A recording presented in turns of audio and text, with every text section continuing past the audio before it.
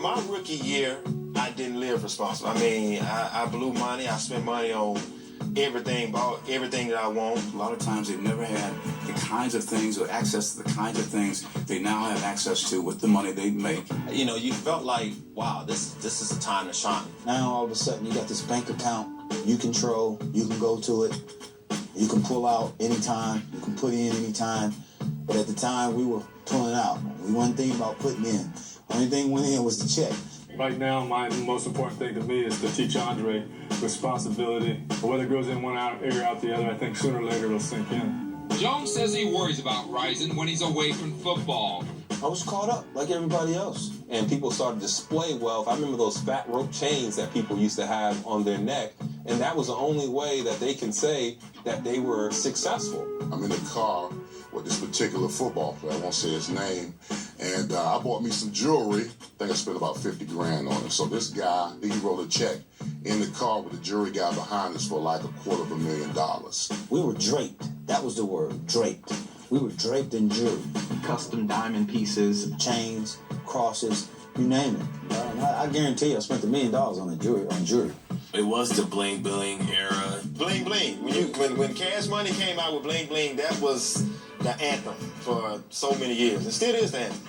Ballers want to be rappers. Rappers want to be ballers. And what does that mean? Athletes want to be entertainers. Entertainers want to be athletes. I used to throw teeny baskets. I burned up their asses. But Snoop Dogg is on the field, pecking the basket. Jay-Z, with his poetic style, was always talking about aspirational things that were kind of unattainable to the average Joe. I can remember a song by Jay-Z and Jeremy Dupree.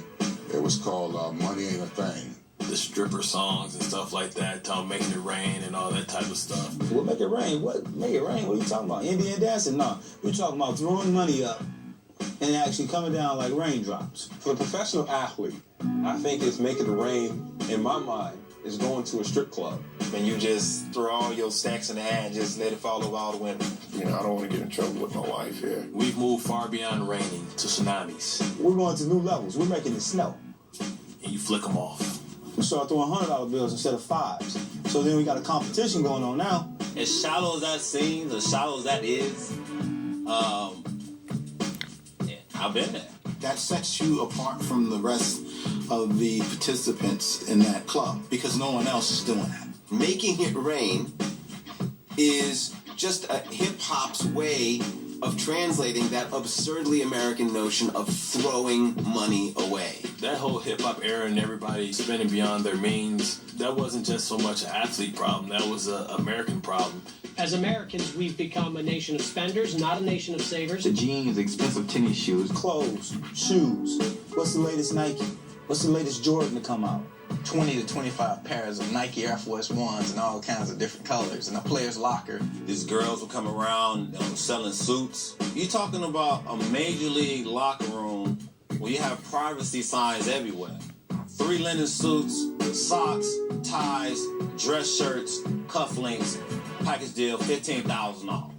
They would have the single, double, triple, home run, grand slam packages. You're talking about $50,000 for clothes. You got to dress to impress. You know, everybody, I think, looks forward to dressing up. Everybody had their suit guy. Everything was tailor-made. I mean, from your jacket to your pants, to the gaiters you wore, to the hat you wore, to the Rolex or the bracelet on your wrist. We went to a cold area game. You had to throw on the meat. Probably one of the dumbest things I ever bought was a Fox coat. You know, it has a big hood on it with a gray stripe that goes down, and it makes me almost look like a silverback. Still to date, I've only worn it maybe 3 times. You always felt like if you look good, you play good, they pay good. That was our philosophy. I'm Lala. I'm Carmelo Anthony from the Denver Nuggets. And we're about to show you our crib. Come on Come in. Every time I see MTV Cribs, I say to myself, maybe I don't really need a 6-bedroom house with just me and my girlfriend living there. In 1998, I moved into a $500,000 home, and it was 5,500 square foot, and I was in it by myself, and it didn't feel like home. Vander Holyfield bought this great property, 100-something acres. A little bit later, when he's heavyweight champ, he tells me he decided to build this 52,000 square foot home on the property. And I said, what? He said, oh, it's great. I can do anything. I have 2 bowling alleys going in and blah, blah. I said, can we cut it in half, the house? I said, you don't need 2 bowling alleys. I bought myself a yacht, a mansion, and a couple of cars. That ain't even $1 million. That's $7 million. I pretty much gave it away.